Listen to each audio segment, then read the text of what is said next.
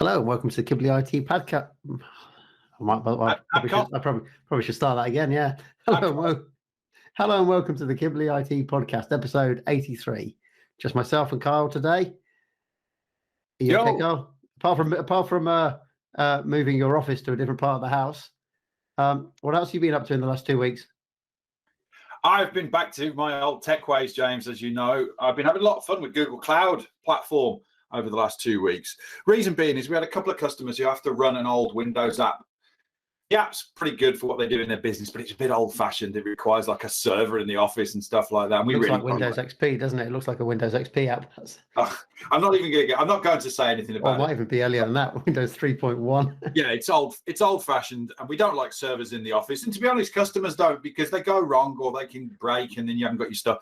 What I've been looking at is how to move those apps into Google Cloud using remote desktop. That's nothing groundbreaking, to be honest. I've been doing that myself for 15 years, but using Google Cloud is brand new, and it's fantastic. Loving it, James. The stuff you can do in the browser for building remote machines and stuff is awesome. And it's not something I had the chance before. You used to have to build all the kit yourself, put it in a data center down in Redditch near you. You know the one I'm talking about. And to be honest, it was a massive undertaking. And now you can just build a machine out of nowhere and deliver a system to a customer within minutes. It's awesome. Well, the cool part about this as well is you've got it set up so it runs inside a Chrome tab. Yes. So it just looks like it's essentially like you open a new tab and you can log in and it's there inside the tab in Chrome. Yeah. So that means if you've got a Chromebook, you can now run a Windows app on your Chromebook. Yep. Well, you can do that Parallels, but this is just a different way of doing it too. Yeah, it is a different way of doing it. I like this approach because it's probably a little simpler and a lot easier than doing it with Parallels. Well, Parallels involves a lot more licenses and stuff like that. Yeah, it does. Yeah, it does. This is pretty easy to do. So that's what I've been spending most of the last 2 weeks doing, to be honest. What I've been up to is I visited a client for the first time in ages. So Charade, who actually you're building this for. But yes, this is for them, yeah. Yeah, the supercar repair centre, because they're the ones with this whole bit of software that the industry have to use, and the people who manufacture it have no competitions. They've not done anything to it for decades, and that's what you're moving into GCP. But I visited Steve, is the owner, and because we got him I'm a Lego fan, as you know. Yeah. And I subscribed to Lego, and they offered me the option to get a limited edition Porsche 911 Lego car. And well, Steve's a huge Porsche enthusiast, so it was just a natural thing to get him and bring it over. So I headed over there, and for 2 hours we were just chatting about cars and supercars. He's got this VW transporter van that it's actually an X enterprise rental one, so 2017 one. And they have completely gutted it and redone the whole thing. It's amazing how well it looks. The paint is absolutely stunning. They actually got paint from it's a McLaren volcanic McLaren paint. Okay, yeah. And you can only get this for McLarens, but he was able to get hold of it. But it's to respray the whole van. The paint itself was 10 grand, and that's just the cost price of the paint. It was 10 grand to get the whole job done on the van, but it looks incredible. What was the inside like? Have they done anything inside, or was it just set up as the normal double cab transporter? No, it's because it's actually these. What's interesting about the transporter version of the VW van is it's a commercial vehicle, but it has up to 3 rows of seats in it as well. Because a commercial vehicle, it's great for business because then you get all the tax benefits as well. Because you're getting the transporter version. He's got the long wheelbase, so it's super long because he's doing Ironman competitions and triathlons. And he says the best part about it is I can just stick my bike in the back of it, and I don't have to dismantle the bike or anything. It just fits in. Yeah, doesn't have to fold it or do anything like that. It just can put it in there when he's going to the Ironman competitions.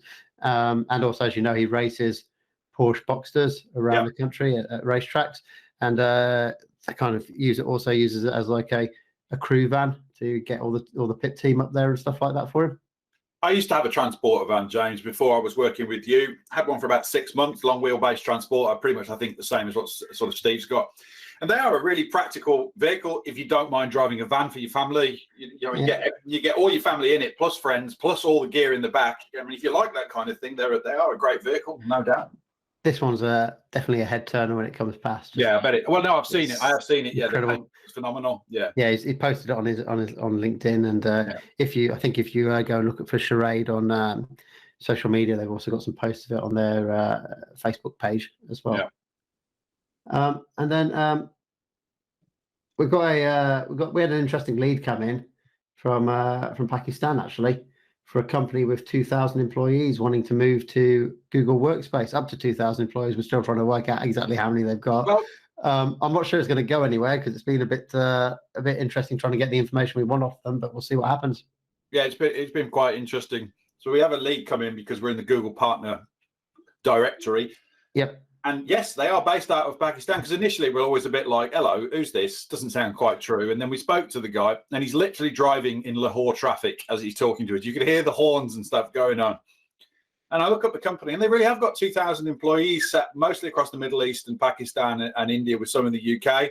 However, we're not talking to a decision maker at the moment. We've got a digital transformation specialist. So we've sort of gone back to him and said, look, dude, not really sure what's going on here, but if you want to move 2,500 people over a period of time, that's no joke. So you need to tell us a few things. And they're sort of going, well, we want you to give us a detailed proposal. And we're like, no, you don't get that for free. So we can't give you detailed proposals. Yeah. You've given us the information that we actually need to be able to build a proposal for you. So how many people are there? What are your current systems? How much data have you got? Where's it located? All these kind of questions. Yeah, so we don't really expect it to go anywhere. However, we're doing a bit of back and forth. Maybe this guy will learn a tip or two about how he should actually approach this if it genuinely is that many people. And if it turns out that it's actually only 60 people in the UK, then maybe it is something we can do. I don't know, but it's odd when you get something like that and you literally have the first call with some bloke who's driving like a lunatic through Lahore, which was funny. Carl, I've got a slight problem now for our podcast. I've just had a message come up from our IT support provider that my computer is about to initiate a reboot. No! Oh no! So whoever our IT support provider is, they're about to kick me off the computer, and we'll have to have a small break in the podcast, and then I'll come back, I guess. Want to do a clap? Oh, I should do a clap so I can do the editing well. Yes. But yes, we probably need to get a better IT provider who dares shut us down during a podcast. Your clap was completely blanked out by noise reduction as well from Google. Well, at least that works well. Okay, so hopefully all these tabs will reopen, and we'll be back in a minute with the podcast.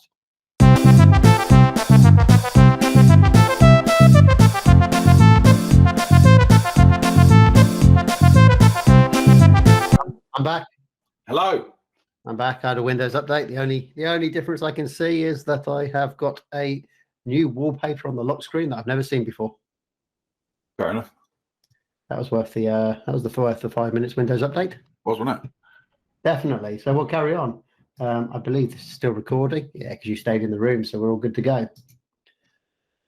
So next is a bit of a recap of our new content. So we're still looking for someone to come and join us as our social prospecting manager.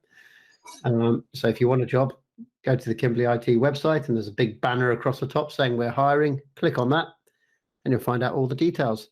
And do have a look at the more detailed job spec document that's there, because that's got a hidden code in that you need to enter to be able to apply for the role. You do like to make it difficult. Well, I wanted to make sure people read it properly.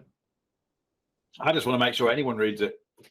Yeah, but I don't want to have to re-explain stuff when we get on a video call. I want them to already understand what's there. So if you read the detailed job spec, that's the job done.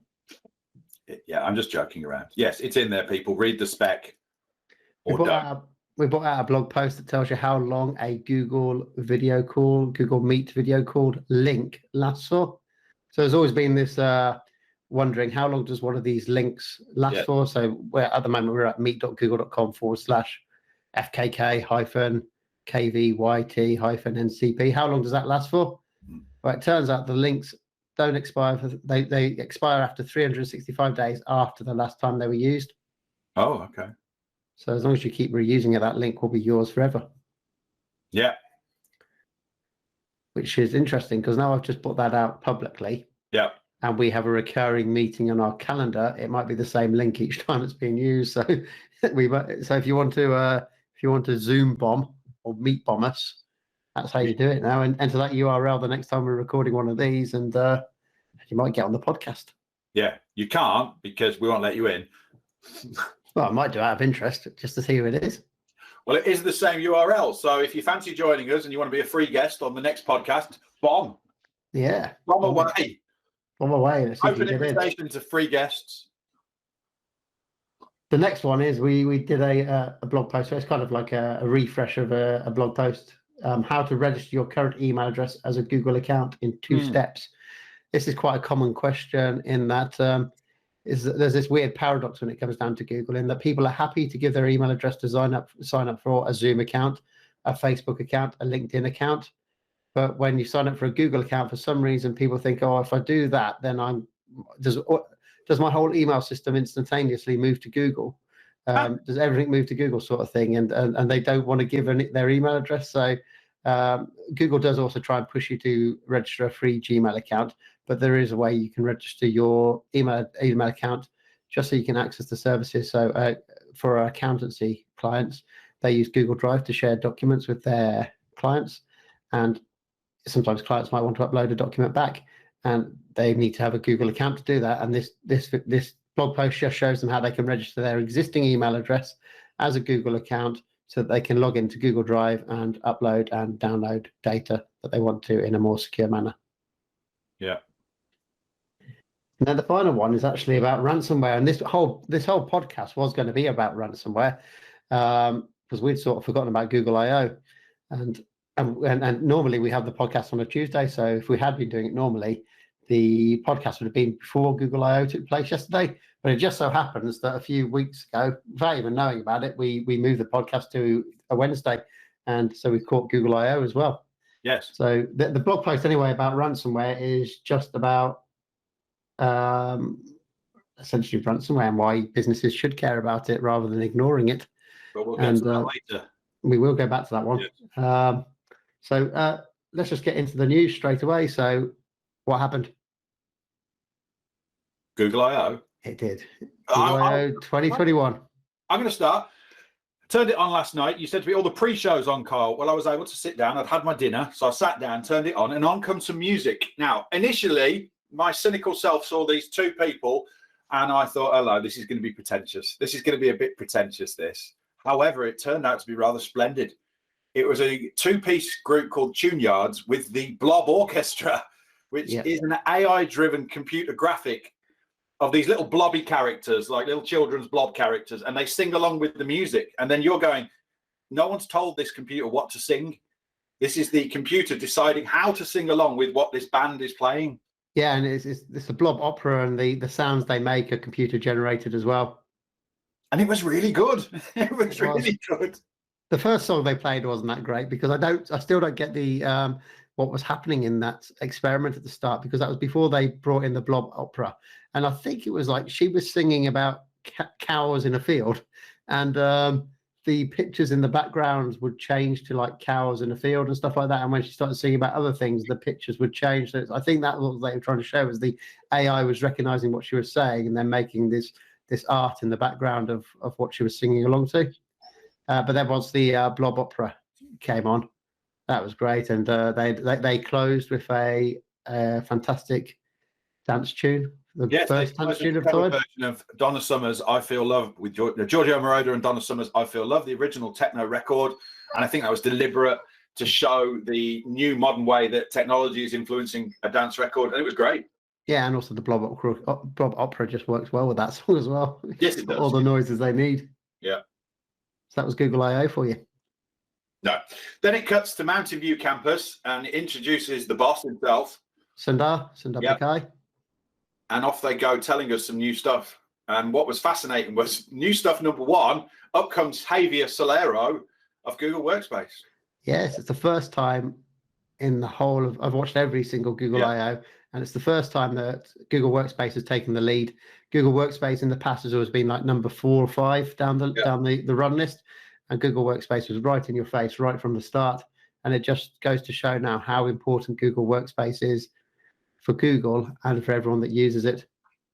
It's got priority billing there, and there were some awesome features they brought out. So we'll move on to those features. Okay. The first one that Javier mentioned was the new Canvas, smart Canvas, that's for Google Docs initially, but it will be coming to the Sheets and Slides. This is quite a big thing, James. You know, you use the word smart Canvas, but I think it's I think it's probably worth taking some time to explain to people what this actually means. This is pretty transformational in how you use a document, a word processor, as it used to be called. Yeah, exactly. So it's a canvas. So like a painting canvas is canvas, but you can insert elements into that canvas now. So you can tag people in there. You've got a thing called smart chips. So when someone's tagged into a thing, you can actually hover over them and you can see detailed information about the person. Likewise, if you're linking to a document now, when you highlight the text in a document that you want to link to another one, using that text you've highlighted, the smart chips will automatically use AI to suggest the documents that are most likely that you're going to be linking to. So you'd have to go and search through your Google Drive to find what you're looking for. Yeah, that's only a tiny part of this. Yes. Yeah, you got to think kind of a bit like Facebook and other apps do, but when you write the @ symbol and someone's name, this is starting to come into the document, but it's way beyond that in terms of what it does. Yeah, so the main part is the new interactive building blocks. So the building blocks, you can build checklists, table templates, all this kind of content into your canvas. You can stick it where you like, and this is dynamic content that will appear inside that canvas you've created. And it will link out to other documents. It's very similar to Notion. A lot of people like Notion, where you can essentially create a document, you can drag tables and do all this kind of stuff in there, and it's all linked into one thing. It's essentially, you're kind of like dragging bits of a Google Sheet, bits of other items into this document, and you're creating your canvas, your artwork in that document of what you want to link to and the information that's important and where you want it to be. Yeah. Do you remember about 2 years ago, Microsoft introduced Microsoft Flow, or yes. mentioned Microsoft Flow? I don't know if it ever went into, I've never seen anyone mention it or promote it, so I'm not sure if it's ever been released, but it's the same concept of Microsoft Flow, a free flow canvas where you can stick elements into it, like widgets and kind of thing. I guess you call them widgets and stuff like that, like you do on your mobile, and just design it and have it how you want with the information that's important to you. Yeah, Flow exists, and I know that techies talk about Flow, but I don't think anyone uses it. It's kind of difficult to explain on the podcast. Yeah, it's very visual, isn't it? Yeah, it's very visual canvases. So it's worth going onto the Google's YouTube channel to have a look. But yeah, so for example, we're going to drop some links on YouTube for people at this point, so they can pick up on those. Can do. It'll be in the notes below the video, yeah, and it'll also be in the show notes for the podcast version. But say, for example, the building blocks that they're showing at the moment, you've got a meeting notes one, so that will capture all the information in a meeting. You've got a project roadmap block, and you've got a brainstorming block that you can insert at the moment. And these, when you hit the insert button, it will literally automatically build these elements into the sheet, and then you've just got to fill in the parts you want, like name the guests, put in the item points, all that kind of stuff, link them out, assign them to people. One of the cool things with this, Carl, is if you've got like the checklist block in there, and if I put an item in there and I assign it to you, it will automatically appear in your Google Tasks. Yeah, I noted that one as well when you pointed that out at the time. That's a killer one, because this whole canvas is really saying, look, the idea of having to create a table and stuff in a Word document and stuff is just super old-fashioned. And why do you have to go and get these third-party things like Asana and stuff, when now you can open a Google Doc and you can create this kind of mini project and drop in tasks. The tasks drop into people's Google task list. You can add the stuff from Sheets. It's creating a little project management system that's easy for people to use. Yeah, I'm just watching the video again now of it in action, and it is incredibly similar to Notion. So anyone who uses Notion or fans of Notion, which I know a lot of people are, Google Docs is doing what Notion does. So that could mark the end of Notion after a while. I think Notion will stick around because Notion was originally an Apple only service, and so all the Apple fanboys will be on it, and they won't move. No, that's true. It will stick around. It'll still have good loyalty, but this is what they're doing. It's essentially Notion inside a Google Doc. Definitely worth having a look at. I thought that the Pageless Docs was perhaps the biggest thing for me. Pageless Docs is interesting. It's very nice, and it means that I'm going to redesign our proposal documents when it comes out, because, of course, they're designed at the moment to a natural A4 size. Yep. And now I can make them pageless. Well, for how long? Forever, word processing has been based around printing. A4 piece of paper, or whatever size your piece of paper is, it's based around the concept that you're going to paginate and print. And this is now Google saying, well, that's not relevant anymore. Actually, what we're going to create is this infinite scroll like you used to on Facebook and other apps like that. You can bunch it up. You can move it wide. It just fits automatically to the size, and you can print it for. You can paginate it ultimately if you have to, but it's Google saying that we need to get away from this idea of writing letters and using A4 paper. It's also getting away with the idea of printing, because they're actually having a bit of friction there to the printing. Yep. In that, if you do want to print, you've then got to flick it over to a printing paginated format, so you can actually print it. And that's great, because we're always against printing. So this is more reason why not to print. Again, this is all part of the canvas, the smart canvas, in that you need that ability to have a pageless design when you are building a canvas of a document that you want to continually work on and use as a project management tool. Yeah. And it is cool because it does it automatically resizes templates. I mean tables and PDFs and stuff like that you've inserted into your canvas if you're viewing it on a mobile phone or viewing it on any other type of device with different screen size resolutions. Yes, indeed. Yeah, no, that's super cool. Going along with that, they're bringing in more emojis. You can't ever get enough emojis. Everyone loves emojis, but you can now on a Google Doc, once this new Pageless system and Canvas is rolled out fully, you'll be able to select some text. So maybe you've got a line in the paragraph that you've written, Carl, and I could give it like a thumbs up, or I can give it a laughing face or something like that, and just select certain parts of the document, just add emoji to it.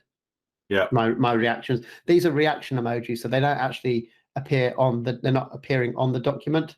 They're just a reaction to what's being said. So in a paragraph, if we're working on it, I can just give it a thumbs up and say that's great, and it's just a reaction one. So if you were then to print it out, even though we're not printing, it won't print I don't believe it will print out the emoji. Likewise, if you share the document, I'm not too sure if it will show the emojis or not. We need to look into that when it comes out.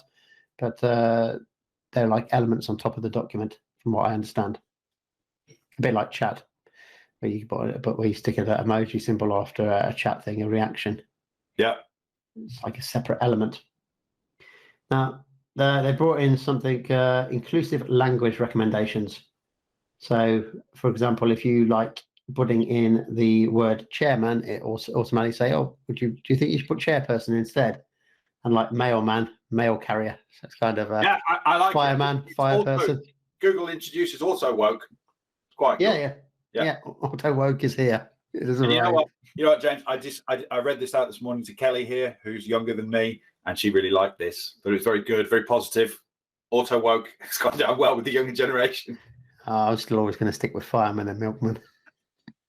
I know. Anyway, yeah, all good. All very good. I saw you reminiscing then. I was just reminiscing to a simpler time. When men had all the jobs. A simpler time. So you got smarter meeting note templates in Docs. A new Docs template would automatically import relevant information from a calendar meeting invite, including smart chips and attendees. So this is one of these blocks that you're building. So say if you're doing minutes for a meeting or something like that, you can, from what I understand, you can drag the calendar from the sidebar in Google Docs. You can drag that calendar event into your document, and it will automatically format it with like a section saying attendees, a section with the notes there, a section with the title of what the event was and stuff like that, the time it took place. So it's automatically essentially designing that minutes template for you, which you can then add stuff to afterwards. Okay. This again with next is the connected checklist, which we've already spoken about. So as you create a checklist, it will go into people's Google Tasks, where they can mark it as done through Google Tasks, rather than having to go into the document and do that kind of stuff. Yep. Table templates again.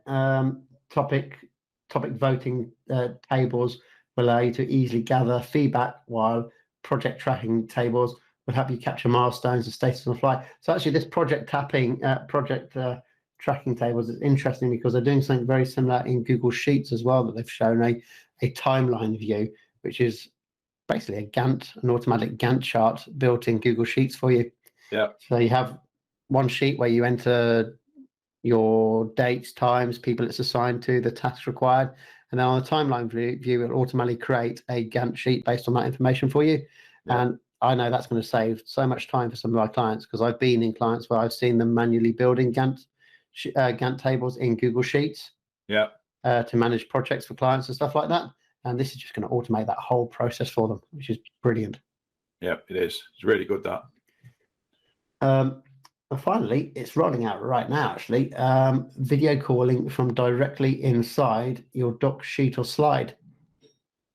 Yes. So, because while Google Docs have always been great for real-time collaboration, working on a document together, for many years they had that odd separate little chat bar where you chat with people in there if you wanted to. No one ever used it because it was separate from Google Chat. It was only a little chat program inside Google Drive. And if you ever wanted to, and it's very common that if we were working on a document together, we'd have a separate Google Meet video call so that we could talk about it as we're going through it. But now we can actually have the Google Meet video call inside the document down the sidebar, so there's no friction there anymore. It's all integrated into one product. Yep.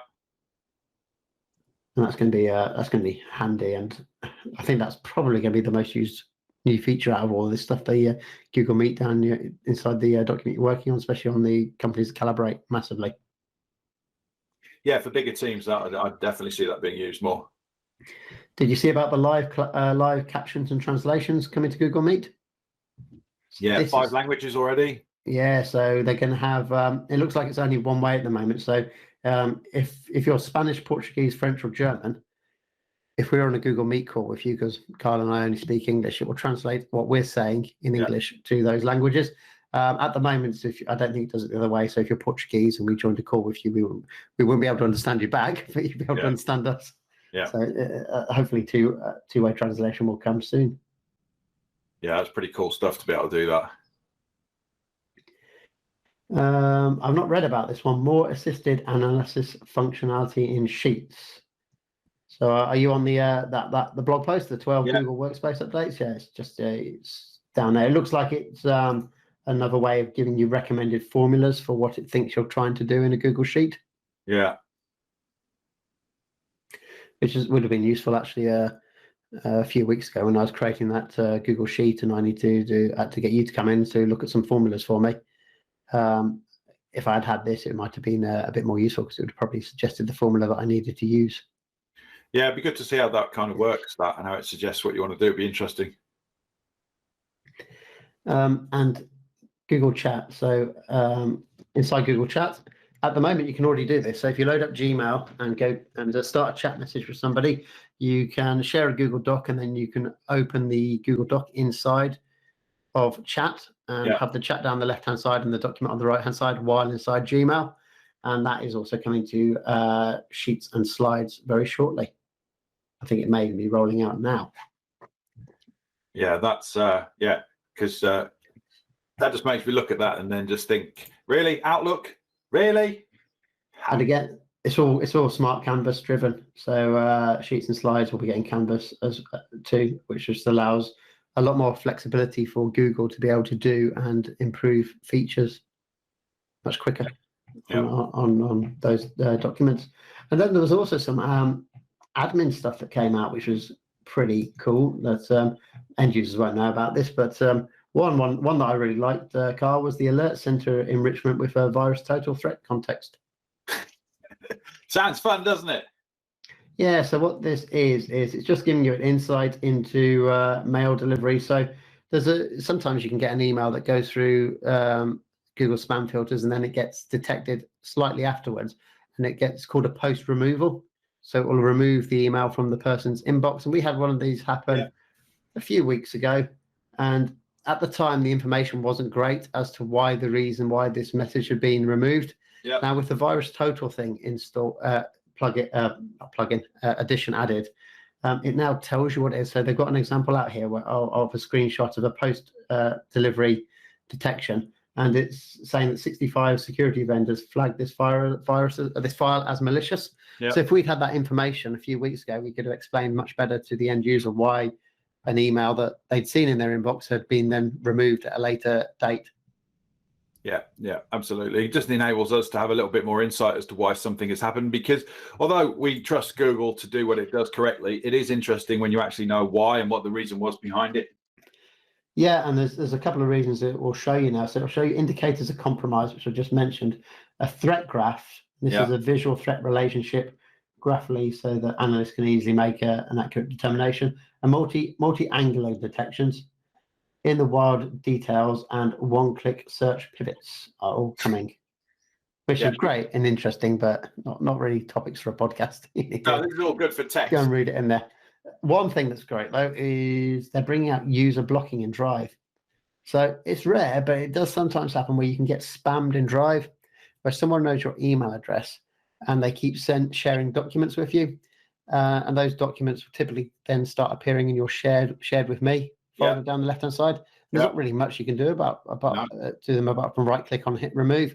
But with the new user blocking in Drive, any user can do this. Any end user can do this. They can block the person who's sending these sharing requests to them. They can also run a button, I think it's probably a button they click. They can remove all the existing files that person has shared with them as well in one shot, which is brilliant because that's never been there, and that's something feature that's been missing for a significant amount of time. Yeah, and that's good. That's great. Noted. Great spam controls there. And they've got a good screenshot here. So yeah, it's just a one click, select the person and just hit block, and they'll no longer be able to interact with you in Google Drive and in some other certain Google products. They don't mention what those are. The key is that it's removing a possible threat, because when people did this, they shared a document. You open that document, it might well have a link in it, and that link could have linked to a malicious site or other thing. And it was an area of weakness that's been dealt with, which is good. And then the last addition they've done with Google Workspace is restricting access to Google Workspace resources. This is just essentially controls for the admin more controls for the admin over API access for apps and stuff like that. And you can essentially shut all APIs off now, so that you right down to the fact that single sign-on won't work and stuff like that. So you can really just, if you want people just to be in Google Workspace and not have anything else plugged into their connection tool, you can turn off all those APIs, which is kind of extreme to do that. But I guess there's a business out there anyway that requested that. That's why Google's pulled it out and added that feature. But you're better to control the apps that people manage that install rather than completely blocking access, because there's some useful stuff out there like DocuSign and being able to sign directly from inside your Google Drive and stuff like that. And lots of time-saving ones, but clearly, as I said, there must be a business somewhere that wanted to be able to completely block all that kind of stuff in one fell swoop. So that was the Google Workspace announcement at Google I/O. But there were other announcements as well that weren't necessarily completely Google Workspace. So I think probably the closest to Google Workspace will be the new Android 12 that's coming out. And I'm quite looking forward to getting that with its visual refresh. Yeah, me too, because we've got pixels, so we'll get it first. So what have you thought of what sort of design you're going to have on there? So essentially with Android 12 is you can customize the whole thing right down to individual apps and stuff like that in colors and fonts and stuff like that. You can do it automated. So whatever your picture is in the wallpaper, it will then rebrand the rest of the whole OS to colors that match. Yeah, and work well, but you can do it individually. So I'm going to try it out with the Kimberly IT logo in the background first and see what colors, see what that looks like. Look at that. That'll be interesting to see. Yeah, blue, green, and yellow. I felt that the shape of the icons in 12 looked very like the ones in iOS. Yeah, well, Apple's always been a rounded icon company. The only difference is I can't see Apple sort of responding to this, because they're very much like to be in control of how your UI and how it looks on your phone. They'll give you some customizations, but can you imagine Apple allowing you to change the colors of the Apple Mail app and their Apple Calendar app and all that kind of stuff? Yeah, I know what you mean. It's going to be very hard for me to see Apple ever allowing that. Because they're the style gurus and not their end users. That's right. Yeah. They had this interesting announcement as well at Project Starlight, which is it's essentially a video screen, but it's a full-on. It's proper 3D without the need for glasses. So in the video, they're showing some families talking to each other. because that's the fashion at the moment. People reconnecting, Yeah. and it looked very good actually. It does look like the person you're facing is in the same room as you. Yeah. Through the screen, and I don't know if it's using some sort of pepper ghost trickery. I think it's probably more likely going to be multiple translucent screens on top of each other to give the 3D effect. They didn't go into any details of how it worked, but it looked really impressive, and I can see that coming to meeting rooms and things like that. That technology. Yeah. It was. I'm still thinking about this. Isn't when they were talking to the planet Pluto, is it? No, that or the paper airplane. Bloody hell. Yes. Yes. Asking the paper airplane how it feels about life. I thought that was good. Like, I would have asked the paper, how do you feel about existence? Why do you exist? Yeah, I think I left a ball. Is that the end? I left a comment on Google Chat about that when it came up, didn't I? I can't remember what I said, but fascinating. Yeah, it was that was the dullest part of the whole show, actually. Just because they picked a paper airplane. If they picked something interesting, then it would have been useful, but it was just complete utter nonsense. Like, yes, they should have picked a pandemic virus, James, and asked it. Just ask it. And I think the Pluto one was interesting, but a paper airplane, because it was quite clear that its responses were purely made up and being taken from Wikipedia. Like, what's the longest distance you traveled? Well, that was clearly just a Wikipedia fact that it was reading out. And then it was some other nonsense about how does it feel like to fly through the air, and how it's exhilarating with the wind blowing between my wings and all this nonsense. It was a bit nonsense, that. Yeah. It was the actual technology is great, and use it in like a proper context, and it's really good. But the demo, first part of the Pluto was good, but the second part where they went on the paper airplane, I think they're probably just doing it to show how ridiculous it could become. But they did say that it was actually still quite far out, that whole technology, because they were having things where it wouldn't respond, or it would just end the conversation, or sometimes wouldn't give you information that was relevant. So it was a very early demo that they showed us. Hopefully it won't be released for a while anyway, because they released Google Assistant far too early, and it's still junk. So the sooner we forget about that for now. It's not important. What else was there? What other announcements were there? You're running out of things that's been announced. Well, I've done the Google Workspace stuff, and I was mainly focusing on that. There was something about Google Photos that I missed because I had to go and deal with something. So tell us about Google Photos. You did miss that. This was quite good. On most apps now, you get memories. So Google does it. It'll say, oh, this time last year you did this, and so and so. And actually, that's great for most of us. But for sometimes that can cause you to go, oh, I don't want to remember that. For example, I get pictures come up sometimes of my ex-wife, and that's not overly pleasing for me. Or you may, if you're a transgender person, you may actually get photos of you before you had gone through your transformation and you were representing in a different gender. And now Google gives you the opportunity for you to hide some of those photos so they don't ever appear in your memories and you timeline again, so you can sort of filter out things you don't want. And one part that I thought was very amusing, you have the ability to lock photos so they'll never show up in your photos. So if your kid grabs your phone and wants to go through the photos, you can hide certain photographs. And I thought that was Google's very special DP filter there that was clearly for hiding adult content. They said it was for hiding surprise puppies. I don't believe them. I think that's for hiding rude pictures myself. That's his main aim, but you could use it for passports, I guess, and credit card photos and stuff like that. They didn't suggest that, James. They suggested puppies. Birthday puppies, they suggested, and I say rubbish. DP, all the way, that. What's DP stand for? Dick pic. Oh, okay. The youth who listen will get that. It's a youth expression. Yeah, I had no idea. I had no idea what that was. So I think that's pretty much a decent wrap-up we've done of Google I/O from our point of view, anyway. Yeah. There is actually another Google Workspace session on Thursday afternoon at Google I/O, so that they'll probably release more stuff there. I very much like these side sessions because it's worth studying the presentations they put up, because normally they'll have screenshots of stuff that, hey, we haven't seen that before, and they don't even talk about it, but it'll have something in there. Like that one was in when we went to Google I/O in 2018, and I remember looking then. I said, look, that screenshot in the background is a different style Gmail. It was and they hadn't mentioned it, but it was a different Gmail that they were showing in the screenshot.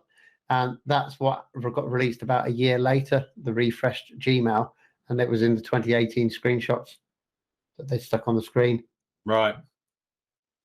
Which was interesting. So always take a close look at the screenshots when you're watching a Google presentation.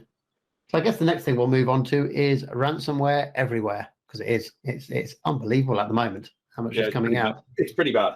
So we had that pipeline over in the US that got ransomware by what they call Dark side yeah. out of Russia. Well, possibly out of Russia. We don't know for sure. The Russians are saying it's from the West. Well, they would. Yeah, I know, but the West would also say it's from Russia.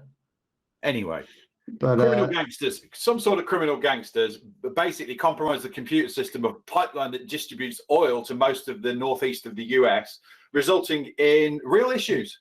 And then we had the another group to the Irish healthcare system, which is probably still locked to this day. And then insurer AXA. They've also been ransomware, and it's just kicking off now. It's really going for it. Yeah, let's not forget about Travelex that went into administration, and that was a massive part of why they went into administration. Yeah, so Travelex was end of 2019. Yeah. They got ransomware and they were shut down for at least a month or so. Yeah. And ended up going into administration with the 1,000 jobs under threat. They had to call in PwC, who did a restructuring. So I think they still exist, Travelex, but that was a ransomware, and it is just getting worse and worse at the moment. It's everywhere. We've been lucky that we've never had a client get hit, but we have got defenses in place. In fact, that they use Google Workspace to start off, which is the key defense there. In that doc sheets and slides are immune to ransomware, and Google Drive itself has features built in to defend against mass file changings and stuff like that. Yeah. And also, I came across this trick on the Krebs Biosecurity blog, Kyle, and it's all about being Russian. So apparently, the Russians, because a lot of these gangs are based in Eastern Europe, Russia, and other countries around there, the Ukraine, all those kind of places, that they say that the Kremlin keeps turning a blind eye to them. They don't attack Eastern European countries. They don't attack their own country's businesses. Yeah. And to do that, they search for what language the computer's running in or what keyboard it's got connected to it. And if they detect a Russian, or it's called there's actually a confederation of something countries or countries that use that type of TypeScript, it won't infect them. So one of the theories is, if you set on your computer, which I've done on mine, but I haven't tested it out because I don't want to run ransomware, but I've set Russian as a second language on my computer. Yeah. Never going to use it. But the theory is, if I do get infected by ransomware, it will check the languages on the computer. And if it detects that the Russian is there, it won't do anything. It'll just uninstall itself and bugger off. Yeah. Yeah, it was quite interesting. That makes a lot of sense as well, because the Russian government's just going to don't do it to us, and we don't care what you do because it messes up the West, and that's fine with us. So one of the key things here is, if enough people start installing Russian as a second language by default, if IT companies start putting on their clients' computers Russian, there'll be a point where it's actually damaging their business, because computers just coming by default, getting set up with a Russian as a second language. And then they've got to take the gamble of, actually, it's really affecting our business. How do we have to start infecting computers that have got Russian installed on them? And then you've got the risk of now infecting the Russian government and Russian businesses. True. However, it was noted in those articles that some of the recent malware from DarkSide and another one that did Ireland don't care if you're Russian or not. They will get you whatever language is installed. They've already got past that problem. Which kind of suggests that they're probably not Russian. Could well be, yeah. Could well suggest that, yeah. Yeah, because I think Russian ones are pretty. Because you don't mess around with the Kremlin. Because our theory, one of our theories, anyway, is that there's a point now where this, especially with the Irish one and the NHS one, that's actually terrorism. Yeah. And at some point, the government's going to have to go in and take these people out. Two to the chest, one to the head. You don't need to take out the ringleaders, you just need to take people out in the organisation, so they get the message that, if you start messing around with critical infrastructure and emergency services and stuff like that, well, that's terrorism now. We're just gonna send in special forces and blast you. Well, yeah, I mean, yeah, you did make a kind of black joke about that reference to the cartels and stuff in Mexico, but you have got a point here. This is terrorism. People will die in Ireland because of this. Now, their whole, their health system is basically triage in A&E, and that's about it. Well, that's already killed some people for sure. There's already an example of that in Germany, isn't there? I think it was Germany where they ransomwared the emergency services, and a ambulance that was carrying a woman who was on life support had to be redirected to another hospital like an hour away, and it wasn't enough time. Yeah. So this is a clear example, this ransomware, of the old world of IT that is probably 90% of most IT, and it's not. You can't keep doing this. Just can't. It doesn't work. It's broken, and the criminals have got control of it. And you only have to have one lapse, one momentary lapse, and that's it. You're toast. And there's just too many of those. There's too much for anyone to manage. If you've got a large environment of Microsoft old school servers and workstations, you are in trouble. Well, it's not just old world IT. It's also the businesses that haven't got any IT support, which far outweigh ones that have got old world IT support. Oh God, yeah. You mean, yeah. Well, this is what I kind of referencing, James. There'll be businesses that have got like an old IT manager, and sorry, people, but they're probably between 40 and 60. And they've done things one way since the late 1990s, and they don't care to change it much. And they are basically, you're just waiting because it's going to happen. It's just a matter of time when it gets you. Someone posted something on LinkedIn this morning, not related to ransomware, but it got me thinking about email systems. And I'm pretty certain ever since I founded Kimberley IT, 100% of the clients that we have taken on board have not had their email systems set up correctly or securely, missing the vital settings that are always missing.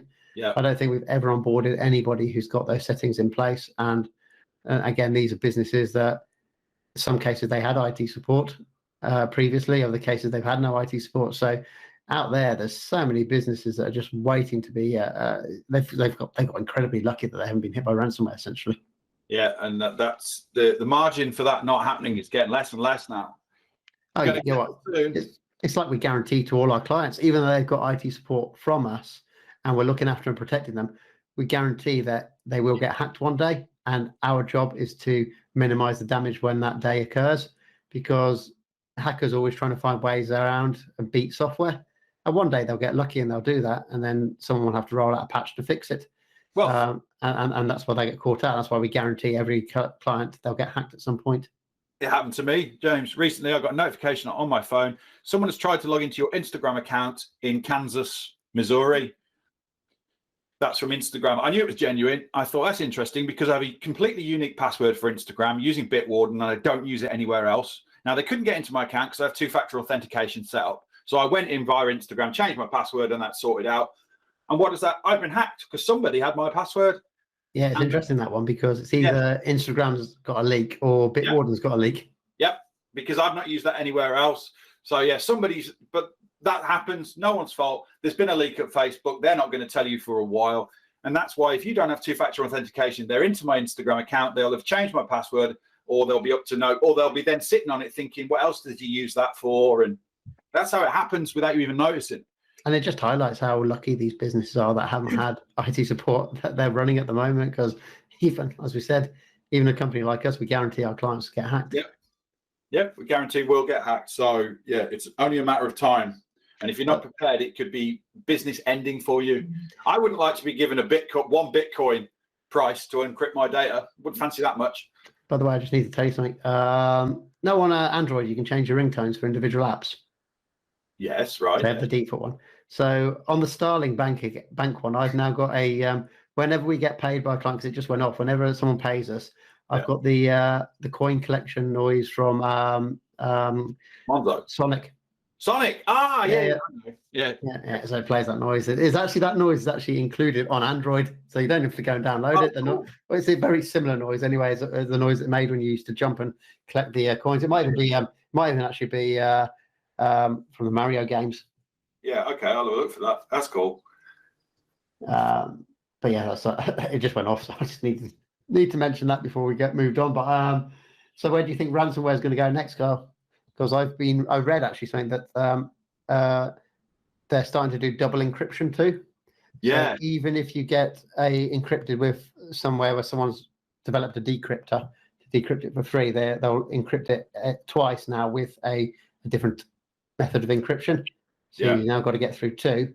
However, the encryption part, I think, is going to die out anyway, because what's the point in encrypting? It takes time, it's slow, when you can just take the documents anyway and just put them on the web if people don't pay out.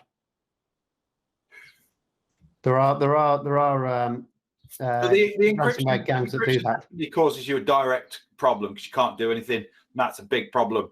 It's time consuming for the gangs, and there are at least two gangs out there now that don't encrypt. They just take the documents and then threaten to publish it online, which I actually think is the bigger threat out of the two. I suppose that is a bigger threat for a bigger company. I wonder how many small companies would care.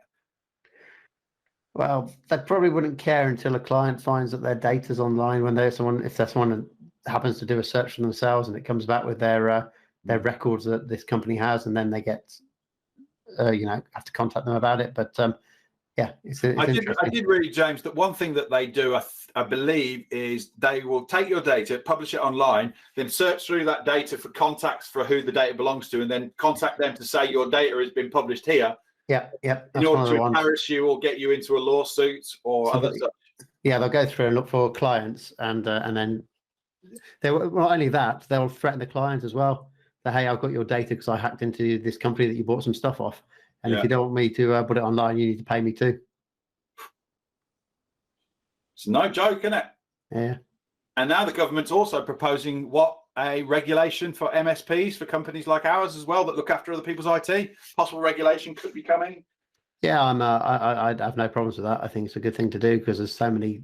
I agree. So much junk out there that we've actually been calling it for years, me and you, about having IT needs to be regulated, because there's just anyone can start up an IT company with no skills, no talent, not even know how to use a computer, and guide and advise people on it, and they have no way of telling if that person knows anything or not.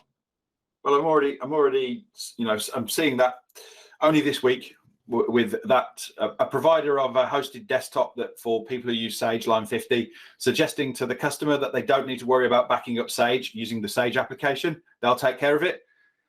That's terrible advice, because Sage will tell you you should back up in Sage because it's just super easy to restore. So it's unbelievable which companies give what advice. It's not only that, is it? Because that same company who is hosting Sage on their platform, the Sage was throwing an error message up about the internet connection. Yeah. And rather than saying, oh, we'll have a look into it, they go, oh, no, that's not our problem. You need to go and check with your internet company. That's where the problem is.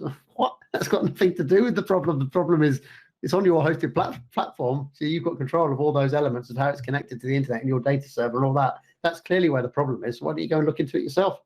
Oh, which, James, they can't fix it yet. Oh, so they've admitted now. Yeah, they can't fix it still. Unbelievable. And you know what? That company is big. And it's recommended by Sage itself to where you should go and buy that service from. Sage are jaw-droppingly crap. I don't care. The whole product is just junk. It's just junk. And you often get businesses saying, oh, I can't move from Sage 50 to Zero because it hasn't got, that's nonsense. Zero can handle it. If you go with a good Zero partner, they can sort that out for you. It would appear that one of the issues with Zero is the payroll. That's what's holding people back. Yeah, but the payroll is not an issue because the payroll is an optional service on top of Zero. You can have Zero payroll if you want to, or you can go to the Zero marketplace and use a different payroll provider that connects in. Just like Google Workspace, they have a Zero marketplace where you can go for alternatives that will connect and integrate directly into your Zero. Yeah, I know you can do that. I'm just suggesting that's one of the reasons why people hold on to the Sage products is because of the payroll integration that's in it, and therefore they just stick with it because there's a lot of change involved. So they just go, oh, it's all right, I'll just keep it. And that's why. But Sage, they are long-term dooms because they're just still not up in their game. This advice this week just said to me, good Lord, they've learned nothing.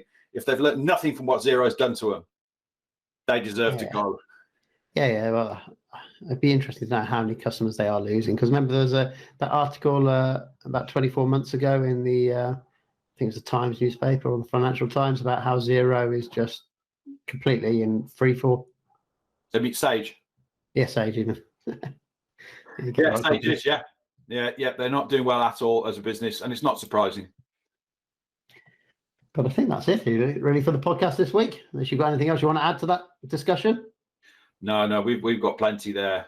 There's plenty for everyone who's listening, I think, to go on. Have some interesting stuff, but yeah, look at all the Google I/O stuff if you're into what we do, and if you aren't, you should be, because of the ransomware part of it. Recommendations. Slim on the ground at the moment. I might need to use Google Workspace. I can be That's always a sensible recommendation. But for my, I've got a film actually. It was on Amazon Prime. I think it might have won an Oscar or not. It's Argo. Argo is based on the Canadian caper that took place during the Iran hostage crisis of 1979 and 1978. So essentially, the Iranians raided the US embassy in Iran. Yeah. And they captured most of the people who worked there and kept them hostages for about 2 years or something like that. But 6 of them escaped and managed to make their way to the Canadian embassy. Yeah.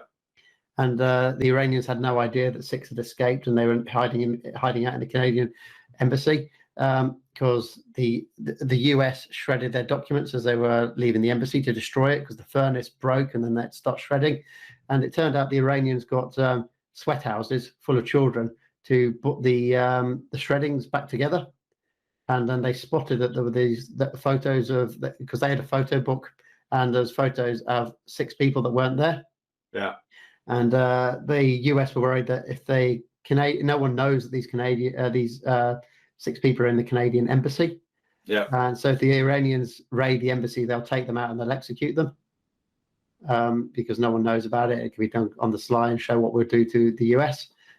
So they had to get them out, and there was no sensible way of getting out. So what they did is Argo is the name of a script. They created a film company. They flew over there pretending to be the group of people that go out to pre-shoot a film, check out venues, check out sites and stuff like that. Yeah. And during that process, they extracted the 6 Americans that were trapped, or part of this film cover, and it was a great success. The guy who was the exfiltration specialist, he won the highest award you can get back in the 70s, but he had to give it back immediately because it was a top secret mission, and he wasn't acknowledged until I think it was like 2000 and the later 90s, when President Clinton was in power. It was then released, and they released all the files about it. Because they always claimed that it was the Canadians that did it. They gave all the credit to the Canadians because they couldn't have the Americans linked in, but it was an American operation. But it's a really good film, Argo. Okay. Worth watching. It's one of those films where you look at it and it's a 2-hour, 10-minute film. Yeah. It feels like an hour because it's just so good. You're just so into it and stuff like that. It just went super quick. Sounds really good. Yeah, sounds good. That I like the sound of that. Yeah, I don't have anything at the moment because I'm watching The Crown on Netflix, and it's quite a long 4 seasons, so I'm out a little bit on that. Yeah, I've recommended that one in the past as well. Yes. So that's it for this week, this fortnight even. Yeah. Don't forget to like and subscribe to the podcast and like it on YouTube. There will be some show notes to link to the stuff we've spoken about.